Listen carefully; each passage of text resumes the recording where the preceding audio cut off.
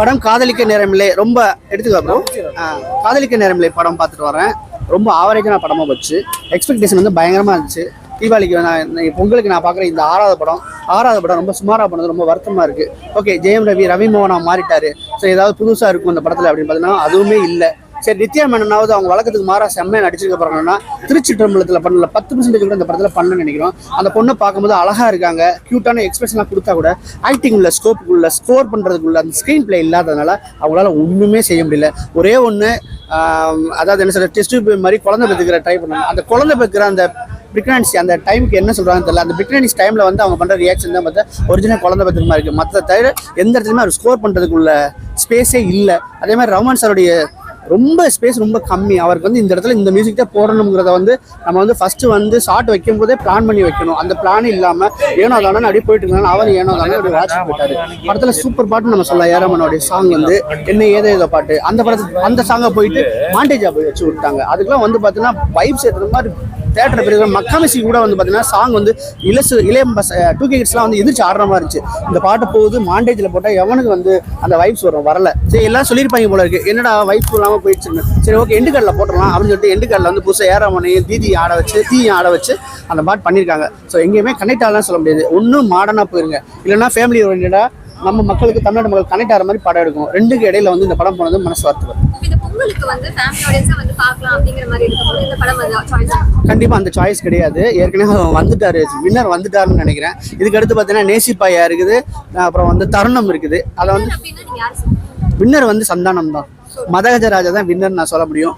ஏன்னா அதில் வந்து நம்ம சிரிச்சுக்கிறதுக்கோ நம்ம அழுகிறதுக்கோ நம்ம ரசிக்கிறதுக்குள்ள எல்லா சீனுமே பேக்கடாக இருக்குது. அதனால வந்து பொங்கலுடைய இது வந்து பார்த்தீங்கன்னா மதகஜராஜா சொல்லுவோம். 2024 பார்த்தீங்கன்னா சுந்தர் சி தான் வின்னர் ஃபர்ஸ்ட்டு இது கொடுத்தாரு.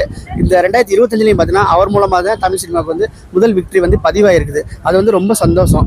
என்னன்னா ஒரு குறைனா எல்லாருக்குமே தெரிஞ்சு போச்சு. 2013 வந்த படம் மதகஜராஜான்னு.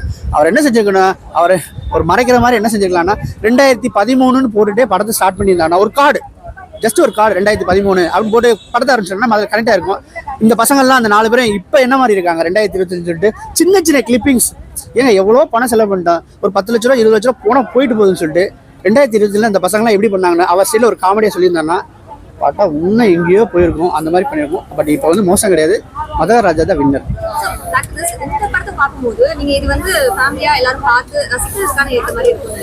ஃபேமிலியோட பார்க்குற அளவுக்கு தான் இருக்குது, ஆனால் ரசிக்கிற அளவுக்குலாம் இல்லை. அதுதான் மனசு கஷ்டமா இருக்கு. நீங்கள் சொல்ல போகிற விஷயத்த பயங்கரமாக மாடர்னாக சொல்லுங்க.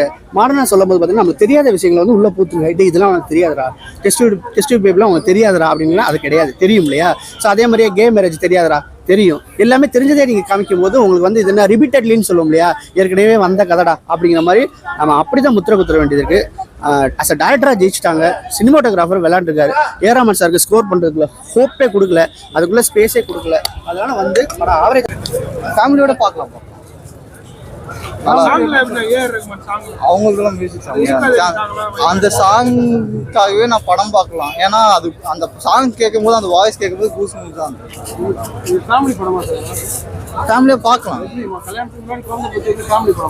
இல்ல ஆக்சுவலா நான் அதுதான் சொல்றேன், இது எல்லாருக்குமான படமான்றது எனக்கு தெரியல.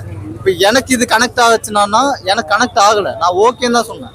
எனக்கு வந்துட்டு பிடிச்சிருக்கு, செம்மையா இருக்கு நான் அப்படின்னு சொல்லலை. ஏன்னா அவங்க வந்துட்டு கான்செப்ட் 2 விதமாக சொல்லியிருப்பாங்க. ஒன்று கேவை பற்றி சொல்லியிருப்பாங்க, அது வந்து எனக்கு பிடிக்குமான்றது எனக்கு தெரியாது இல்லையா.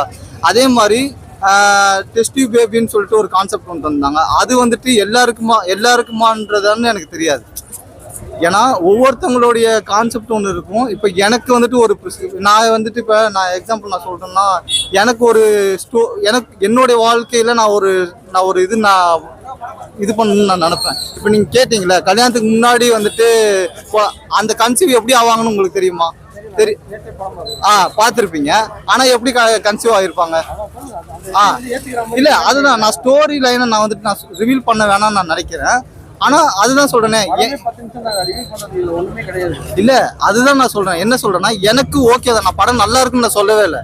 எனக்கு படம் ஓகேவா தான் இருந்தது. ஏன்னா அந்த 2 மணி நேரம் என்னை சாட்டிஸ்ஃபைட் பண்ணிச்சான்னா சாட்டிஸ்ஃபைட் பண்ணலை. ஏன்னா நான் வந்து இன்னைக்கு லீவுக்கு நான் போய் ஒரு படத்தை பார்க்கணும் அப்படின்னு நான் வந்தேன்.